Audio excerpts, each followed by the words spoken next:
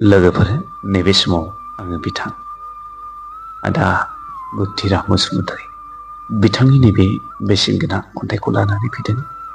फै जों दान्दिसे सम खोनासंनानै आदानिसिम साबायखर थाबाय बे खन्थाइखौ आंनो दैथायहरनायनि थाखाय।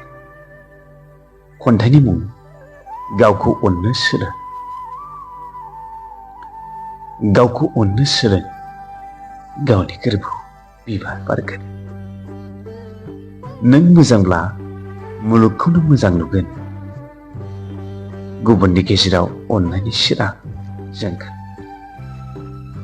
नों मोजांब्ला गुबुनखौबो मोजां नुगोन। गुबुननि नोजोराव अननायनि सोरां जोंगोन। गावनि गोसोआ मोजां नङाब्ला माब्लाबाबो गुबुनखौ साननाय नङा नों मोजां।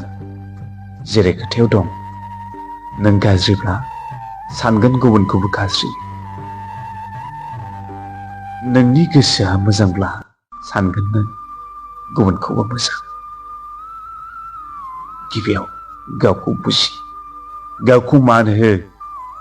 सुखु दुखुनि समाव गावजों लोगोआव था।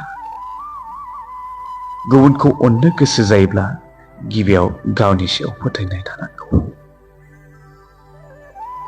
गावखौ दैदेननायजों लोगोसे लांफा सोलोंथाइ, हारिमु, राव आरो माहारि गासिबो जिउ गोदान अननायनि बेन्दोंजोंसो। हाजो बादि गोसोजों गोख्रों खालाम। गाव मोजां जाब्ला लोगोफ्राबो मोजां जागोन। मोजां लोगोफोरजों समाजा अराय थागोन गोजोन। बिनिखायनो गावखौ अननो सोलों। खन्थाइया एसेनोसै। गोजोन्थों।